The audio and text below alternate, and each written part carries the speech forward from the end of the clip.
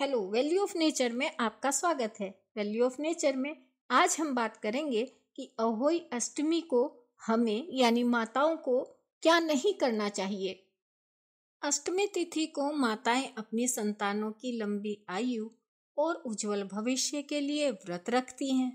वह अहोई माता से प्रार्थना करती हैं कि उनके संतान के ऊपर किसी भी तरह की कोई मुश्किल ना आए और वो खुशहाल जीवन जिएं।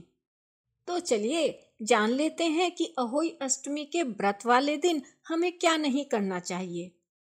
तो सबसे पहले गणेश जी का नाम लेकर पूजा आरंभ करनी चाहिए, यानी कि गणेश जी की कथा कहनी चाहिए। उसके बाद अहोई माता की कथा कहें या सुने। अब व्रत तो रख लिया, लेकिन अब व्रत में क्या नहीं खाना चाहिए। कुछ जगहों पर तो महिलाएं निर्जला व्रत रखती हैं, लेकिन कुछ जगहों पर कथा सुनने के बाद चाय, मिठाई, मूंगफलियां, आलू का हलवा खाने का विधान है।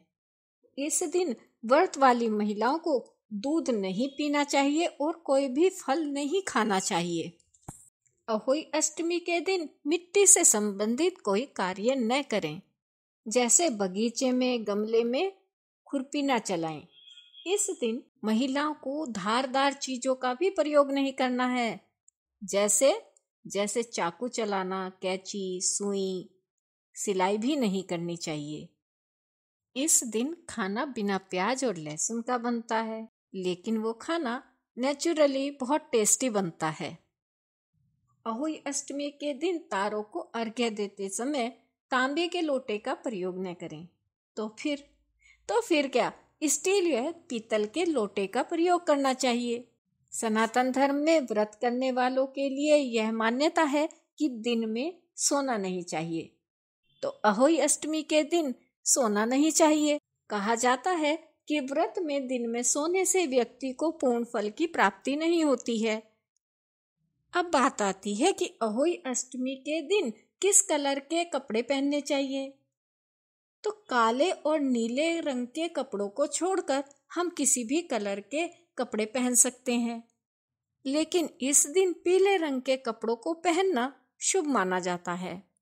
इस दिन घर में किसी भी प्रकार का कलेश नहीं करना चाहिए और अपनी संतान को भूलकर भी किसी तरह से अपशब्द नहीं बोलने चाहिए।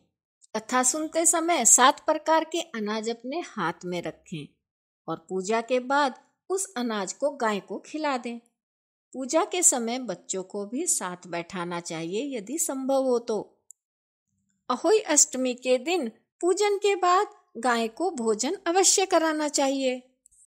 तो अहोई अष्टमी को माँ पार्वती की श्रद्धा भाव से पूजा करें और उनका आशीर्वाद प्राप्त करें। माना जाता है कि जिस स्त्री के संतान नहीं है, अगर वह अहोई माता का व्रत और पूजन करती है तो उसे भी संतान की प्राप्ति हो जाती है। और अब समय है लाइक, शेयर और सब्सक्राइब का।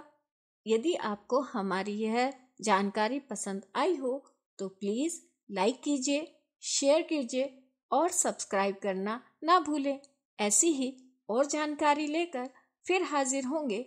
तब तक स्वस्थ रहें, खुश रहें और हमारे चैनल से जुड़े रहें। Thank you.